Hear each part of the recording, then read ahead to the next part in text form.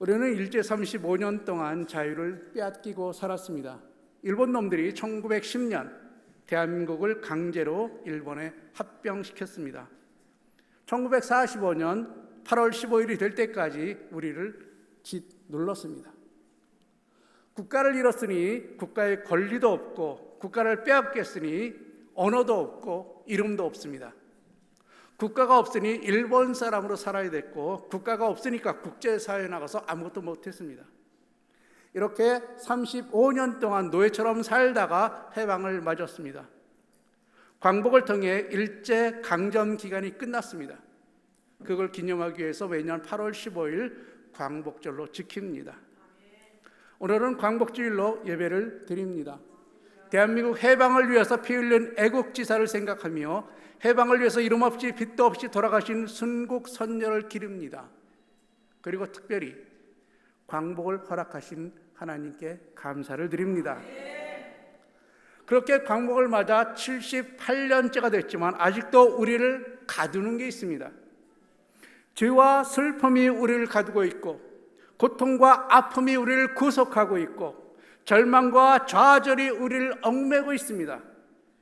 그리고 질병과 여러 가지 아픔들이 우리를 힘들게 하고 있습니다.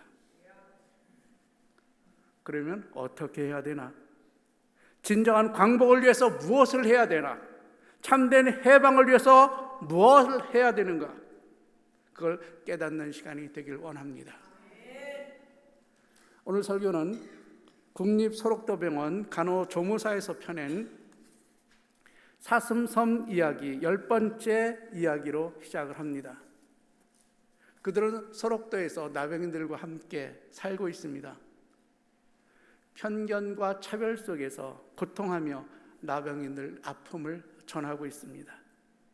그중 일부를 여러분에게 소개합니다. 손과 발의 상처, 거기서 흐르는 피고름, 그리고 살 썩는 냄새가 진동하는 방, 어두컴컴한 방, 팔다리가 없는 할머니가 의족을 풀어놓고 누워있는 모습, 두 눈은 어디로 갔는지 눈자리엔 함몰된 구멍 2개만 있고, 코는 납작하게 뭉개져 있고, 입술은 처져서 침 질질 흘리고, 처음 가면 이름서부터 시작해서 여러 가지 괴롭힘을 받지만 마지막에 치르는 테스트는 생각보다 심하다. 원생들이 직접 건네주는 사탕이나 과자를 먹는 일이다. 바로 그 자리에서 떨리는 손으로 받아들고 지금 치료 중이니까 나중에 먹겠다 하고 진료실로 돌아오자마자 과자를 내려놓고 도망치듯 달려간다.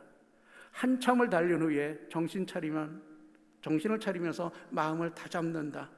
함께 살아야 할 분들, 함께 삶을 나눠야 할 분들, 몸은 적응하지 못해 조금 전 먹은 거 다 토할 것만 같아도 마음은 이곳에서의 적응을 위해서, 삶을 위해서 다시금 새롭게 각오한다. 이분들이 이거를 책으로 냈어요. 주일 설교 시간에 웬 뜬금없는 소록도병원 나병 환자 이야기냐고요? 함께 읽은 본문에도 나병 환자가 나오기 때문입니다. 그리고 그 환자를 고쳐주신 예수님이 나오기 때문입니다.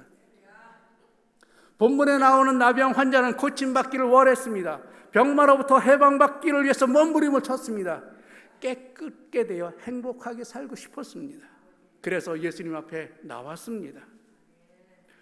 성경 말씀 보니까 예수님께서는 산 위에서 제자들을 가르치셨습니다. 그리고 산 아래로 내려오시니 많은 사람들이 따랐습니다. 그때 한 남자가 예수님 앞에 나옵니다. 그가 뭐 하는 사람인지, 누구인지 행색을 보면 압니다. 옷차림은 남루하고 주위를 진동하는 썩은 냄새가 있고 몸 여기저기를 칭칭 감은 헝겊들이 있고, 누군지 아세요? 나병 환자입니다. 옛날엔 문둥병자라고 불렀습니다. 살이 썩으니까 항상 주인은 냄새로 진동을 합니다. 냄새만 나나요? 썩은 데는 뭐가 꼬인다고 파리로 들끓잖아요. 악취에 불결하고 더러운 모습을 하고 있습니다.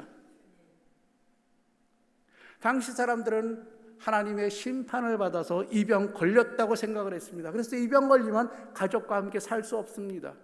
동네 바깥 멀리 나가서 살아야 됩니다. 살 데가 없으니까 동굴 같은 데서 삽니다. 그리고 사람들이 가까이 오면 안 되니까 사람들이 오는 인기척이 나면 멀찌감치 떨어져서 부정하다, 부정하다. 내가 부정한 사람이라는 거예요. 그걸 사람들한테 알려야 되는 거예요. 그럴 의무가 있어요.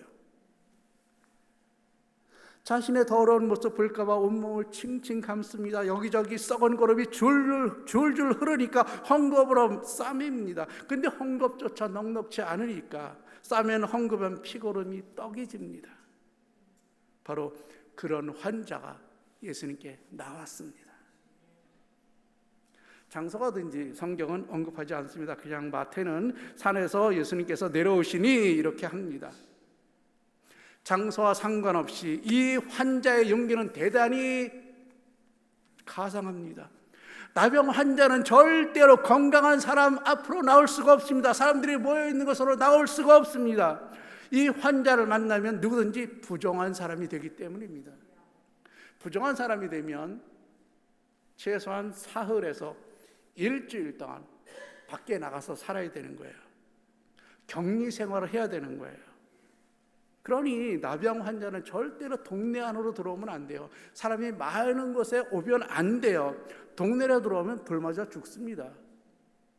그리고 사람들이 보면 돌 던져서 죽이는 거예요. 문둥병이 퍼질까 봐 아마 그랬을 거예요. 그래서 율법에도 그런 규정이 나오는 거예요. 이런 상황을 생각해 보면 이 문둥병자는 지금 예수님께 나온 게 그냥 나온 게 아닌 거예요. 죽을 각오를 하고 나온 거예요. 문둥병자로부터 해방받고 싶잖아요. 병에서부터 해방받고 싶잖아요. 자기가 아무리 생각해도 병 나을 희망이 없는 거예요.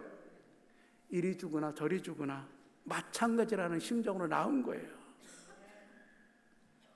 구약 성경에 보면 나병으로 죽으면 죽어서도 동네를 못 들어와요. 아마 동네 밖에서 장사를 치렀을 겁니다.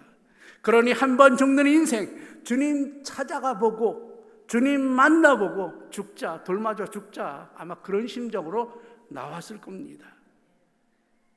이처럼 절체절명의 순간 하나님을 찾는 것, 하나님을 의지하는 것, 그것이 바로 신앙입니다. 그것이 바로 믿음입니다. 삶 아니면 죽음이라고 하는 절박한 상황, 그 순간 이 환자는 예수님을 찾아왔습니다. 사랑하는 성도 여러분, 우리도 인생 살면서 얼마나 많은 어려운 순간을 만나는지 모릅니다. 절박한 형편을 만나는지 모릅니다.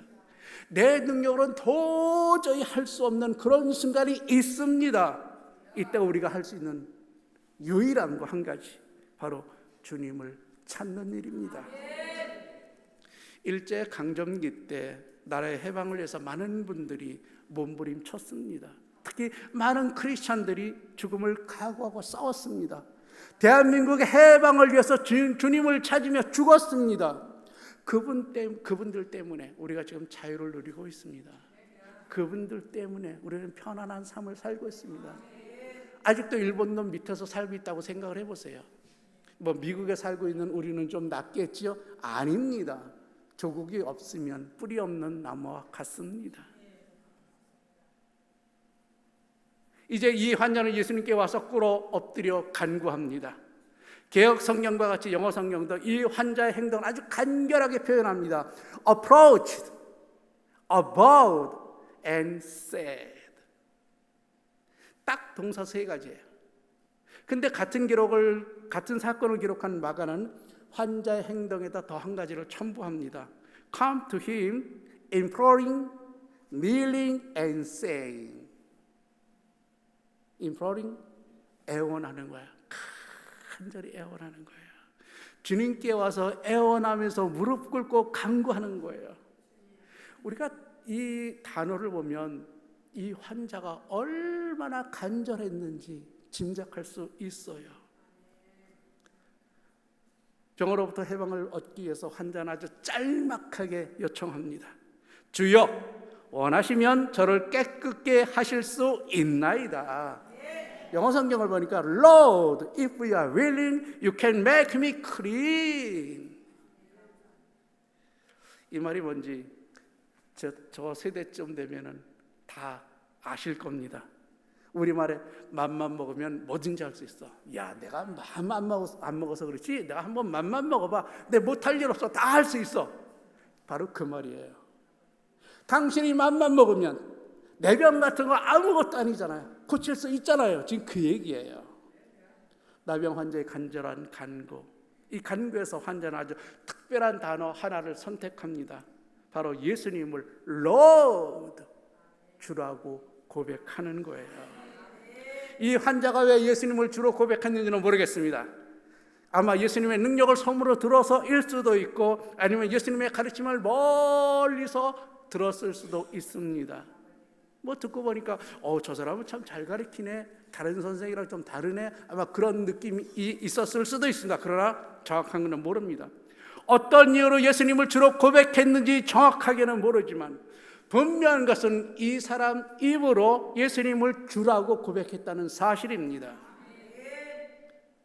이거 사실 되게 위험한 고백이에요. 위험한 얘기예요. 당시 전통으로 보면 이 고백은 엄청난 거예요. 죽을 수도 있어요. 예수님을 주라고 고백하면 종교적으로 핍박받을 수도 있어요. 그런데 많은 사람이 있는 곳에서 많은 사람이 다 보는 앞에서 예수님을 주라고 고백하면서 예수님의 능력을 인정하고 고쳐달라고 요청을 한 거잖아요. 여러분 생활이 고단하십니까? 피곤하십니까? 인생의 절박한 문제를 만났습니까? 질병으로 인해서 고통당하십니까? 아니면 경제적인 문제로 힘드십니까? 속 썩이는 자식들이 있어서 가슴 아프십니까? 여러 가지 문제로 몸부림치십니까? 그렇다면 마음에 결정을 하십시오. 이 환자처럼 예수님께로 나오십시오. 이 환자처럼 주님께 나와 무릎을 꿇으십시오. 이 환자처럼 온 마음을 쏟아 놓으십시오. 이 환자처럼 여러분의 애통함과 애절함을 토해내십시오. 몸부림치는 마음으로 주님께 나오십시오. 그러면 해결받을 수 있습니다. 주님의 능력을 경험할 수 있습니다. 지금 이 환자는 예수님 앞으로 나와서 무릎을 꿇었습니다. 무릎을 꿇으니까 보이는 게 뭘까요? 무릎 꿇어본 사람은 알아요. 혹시 땅바닥에서 무릎 꿇어본 사람이 있습니까? 저는 땅바닥에서 무릎을 많이 꿇어봤습니다. 어렸을 때 되지도 않는 산기도 간다고 산에 가가지고 얼마나 소나무 붙잡고 무릎을 꿇었는지 몰라요. 근데 땅바닥에 딱 무릎을 꿇으면 뭐가 보이는지 아세요? 땅만 보여요. 땅만. 무릎을 꿇고 하늘 쳐다볼 수 없잖아요. 무릎 꿇고 좌우 쳐다볼 수 없잖아요. 무릎 딱 꿇고 나면 땅만 보이는 거예요. 주변 안 보이고 하늘 안 보이고 오직 땅만 보이는 거예요. 근데 마침 요즘처럼 뜨거운 날씨라면 이 날씨가 미쳤습니다. 너무 뜨거운 거예요. 105도가 넘는 게 계속 되는 거예요. 요즘같이 뜨거운 날 땅바닥에 가서 무릎 꿇어보세요. 먼지 퍼석퍼석 날리잖아요. 가물어 메마른 땅, 간간히 잔돌만 두루루 굴러가는 땅. 근데 이 환자가 지금 무릎을 꿇었잖아요. 그럼 보이는 건 땅만 보이잖아요. 그러면 아마 어쩜 이 땅이 마치 자기 마음 같았을 수도 있어요. 그러니 더욱 가슴 아플 수도 있습니다. 생각해 보세요. 나병 환자가 언제 됐는지는 모르겠지만 지금까지 퍼석한 삶 살았잖아요. 메마른 삶 살았잖아요. 쓸쓸한 삶을 살아왔잖아요. 아무도 찾지 않는 외롭고 고독한 삶을 살아왔잖아요. 그러니 마른 땅이나 내 마음이나 똑같은 거예요. 자신의 인생과 똑같은 거예요. 순간적이지만 아마 땅을 바라보고 있을 때 바로 그때 갑자기 따뜻한 기운이 느낌이 옵니다. 손길이 느껴집니다. 체온이 느껴집니다. 언제 느꼈는지는 기억에도 없는 사람의 손길, 바로 그 사람의 손길이 느껴지는 거예요. 사실 사람들은 나병 환자 손대기 꺼려했습니다. 못합니다. 병이 전염될까 봐 그랬고 부정한 사람이 될까 봐 절대로 만지지 못합니다. 그런데 지금 누군가가 자신을 서로로 만지는 겁니다. 당시 상황을 영어 성경이 잘 묘사합니다. NEB 성경으로 읽어드리겠습니다. Jesus stretched out his hand, touched him and said. 아주 간결하게, 아주 간단하게 표현하고 있어요. 저는 설교를 준비하면서 또 본문을 읽으면서 야, 이상하다. 왜 이렇게 간단하게 표현했을까? 달랑 동사 3개잖아요. stretch out, touched and said. 근데 이 간단한 동작 안에 예수님의 마음이 있어요. 지금 이 환자는 진짜 고치고 싶잖아요. 고름 줄줄 흐르는 자기 몸 고치고 싶잖아요. 그러니까 주님 앞에 나와서 털썩 무릎 꿇고 땅만 보고 있는데 됐잖아요. 그러니까 예수님도 그 마음을 아신 거예요. 그러니까 환자의 마음과 예수님의 마음이 지금 하나가 된 거예요. 이신전심이라고 주님께서 환자를 헤아리신 거예요. 환자의 태도를 보고 그 고치고 싶은 마음, 그 몸부림을 보신 거예요. 그래서 마가는 거기다 하는 단어를 더 첨가해요. 마가복음 1장 41절 뉴 킹제임스 버전 보니까 moved, then Jesus moved with compassion. 불쌍한 마음이 들어서 행동으로 옮긴 거예요. 동정어린 마음으로 움직였다. moved with compassion. 예수님의 마음이 움직임과 동시에 몸이 움직여서 팔을 쭉 내뻗었습니다. 그리고 뻗어서 그 환자를 만지셨습니다. 터치. 근데 사실 이거 쉽지 않아요. 진짜 쉽지 않아요. 특히 이 병은 환자의 고름이나 피로 전염되기 때문에 그렇습니다. 근데 전염이 안 됐다 할지라도 환자랑 같이 있었으니까 내가 부정한 사람이 돼서 동네 밖으로 나가서 살아야 되는 거예요.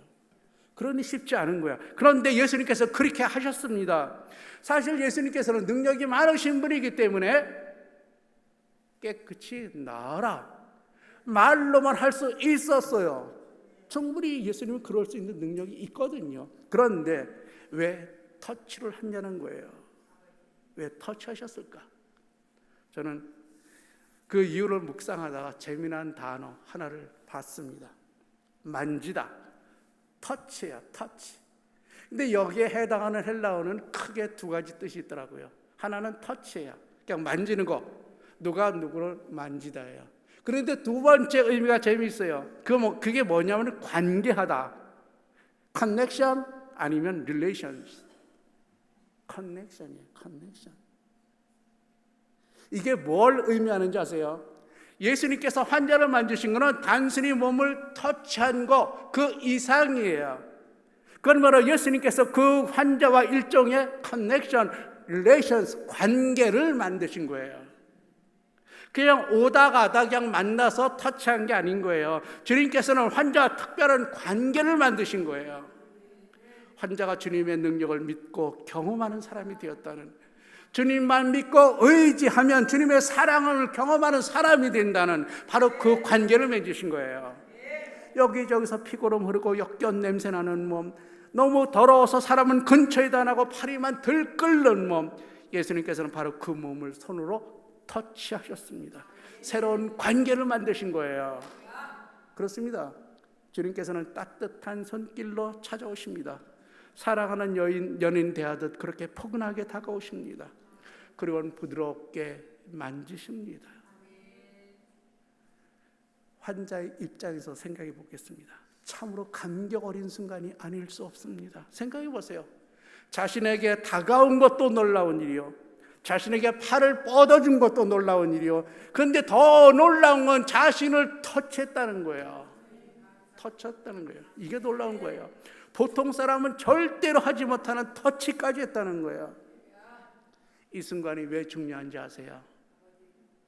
아마 이 순간 이 환자의 마음 병도 고쳐졌을 겁니다.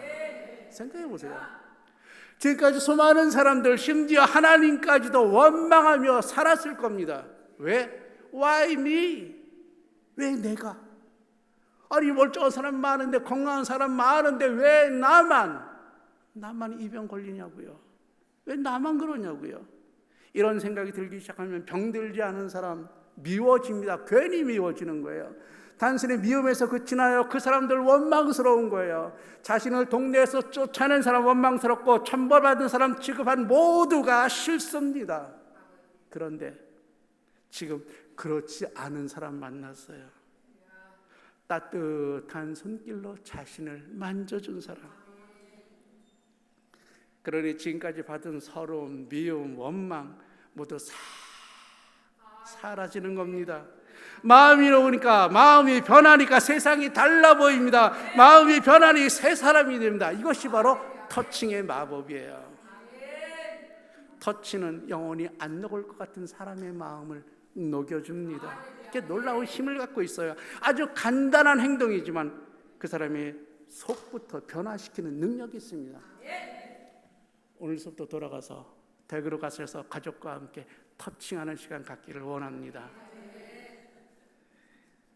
마음, 원망과 미움의 마음, 그 마음이 변했다고 느꼈을 때에 바로 그때 머리 위에서, 무릎 꿇고 있으니까 머리에서 들릴 거 아니에요. 머리 위에서 음성이 들립니다. 내가 원하노니 깨끗함을 받으라. I am willing, be cleaned. 바로 그 순간 몸에 변화가 왔습니다. 어떤 변화인지 내가 더 잘합니다. 환자가 더 잘할 수밖에 없잖아요. 몸에 뒤엎었던 나병이 사라집니다. 여기저기서 뚝뚝 흘렀던 피고름이 멈춥니다. 그리고 딱지 같은 것들이 떨어져 나갑니다. 새살이 나옵니다. 햇볕을 받자 조금 따끔하지만 기분이 좋아집니다. 그러니까 새 힘이 솟습니다. 성경이 이렇게 증거합니다. 즉시 그의 문둥병이 깨끗하여진지라. Immediately. 나병 환자를 이렇게 고침을 받았습니다. 예수님의 터칭 한 번으로 마음의 병도 고치고 말씀 한마디로 육체의 병도 고쳤습니다. 그런데 사건이 여기서 딱 끝났다면 예수님께서 많이 고쳐준 사건 중에 하나로 끝납니다. 그런데 여기에는 특별한 게 한 가지 더 있습니다. 4절 말씀을 제가 표준 세번역으로 읽어드리겠습니다. 4절 말씀 보니까 예수께서 그에게 말씀하시기를 아무에게 아무 말도 하지 말아라. 가서 제사장에게 내 몸을 보이고 모세가 명한 예물을 바쳐서 사람들에게 증거 삼도록 하여라 하셨다. 아멘. 지금 예수님께서 고침받은 사람에게 말씀하시는 거예요. 제사장이 가서 내 몸을 보이고 깨끗해진 것은 확인받으라는 거예요. 요즘 병이 완치됐으면 의사한테 가서 판정을 받습니다. 또 병이 생겼으면 의사한테 가서 병이 생겼다고 이야기를 듣습니다. 근데 예수님 살아 당시나 구약에는 특히 유대인들에게는 제사장이 그 역할을 다 했어요. 제사장이 특별한 능력이 있었는지는 잘 모르겠지만 제사장한테 가서 너 병 들었어. 동네 밖으로 나가. 다 깨끗한 받은 후에 네 몸 조사해보니까 병이 깨끗하게 다 나서 동네 안으로 들어와서 살아. 제사장이 그걸 했어요. 그리고 깨끗한 받고 나면 조그만 예물을 하나님께 드리는 거예요. 깨끗하게 고쳐줘서 고맙습니다. 그리고 나서 이제 가족들과 함께 살라는 거예요. 지금 예수님께서 그 말씀하신 거예요. 지금까지 가족과 생일별하면서 살았으니까 제사장한테 가서 네 몸 보이고 깨끗해졌다고 확인받고 가족들과 함께 살라는 거예요. 이 말씀은 납득이 돼요. 율법에 있으니까. 율법도 행하라고 하니까 납득이 되는 거예요. 그런데 납득이 안 되는 말씀이 있습니다. 아무에게도 아무 말도 하지 말라는 거예요. 이거는 납득이 안 되잖아요. 우리 같았으면 예수님이 나를 고쳐줬어요. 예수님이 나를 치료해줬어요. 예수님을 찬양합니다. 막 이래야 되잖아요. 근데 하지 말라는 거예요. 그런데 또 다른 사건에서는 그렇게 한 사람도 있어요. 그런데 왜 여기서는 하지 말라고 하셨을까? 여기에 예수님의 깊은 마음이 있습니다. 드러나기를 원치 않는 사랑, 아직 때가 되지 않았기 때문에 그 때를 기다리는 사랑이에요. 예수님은 병들고 아프고 귀신 들리고 연약하고 힘없는 모든 사람을 사랑하시고 그 사람들을 고쳐주셨습니다. 그런데 아직 자신이 메시아임을 드러낼 때가 안 된 거예요. 그래서 드러나지 않는 그런 사랑으로 병을 고쳐주시고 당부하신 거예요. 여러분 그거 아세요? 가끔 우리는 우리의 생각으로 하나님의 때를 지나가려고 합니다. 하나님의 때가 되지 않았는데 하나님의 때를 끌어당기는 거예요. 우리의 판단과 경험으로 성급하게 뭘 하려고 합니다. 하나님보다 먼저 앞서서 나가려고 합니다. 앞서려고 합니다. 아닙니다. 하나님의 때를 분별해야 됩니다. 온 교회가 하나가 되어서 하나님의 때를 분별하고 하나가 되어서 하나님의 뜻을 감당해야 됩니다. 그것이 바로 순종이에요. 이 고침받은 환자를 볼 때마다 생각나는 사람이 있습니다. 바로 현대를 살아가는 우리입니다. 나병 환자처럼 살아가는 우리 말입니다. 우리는 몸의 나병 환자가 아닙니다. 대신 우리는 마음의 나병 환자입니다. 예수님을 믿는다고 말하면서 행동으로는 못 믿는 우리가 나병 환자입니다. 나병 환자는 몸에서 고름이 줄줄 흐르지만 우리는 마음에 고름이 잡혀 있습니다. 나병 환자는 손가락, 발가락, 귀, 코 다 떨어져 나가지만 우리 마음의 조각들이 떨어져 나가는 사람들입니다. 예수님 하나님께서 주신 그 깨끗하고 선한 마음 다 떨어져 나간 사람들입니다.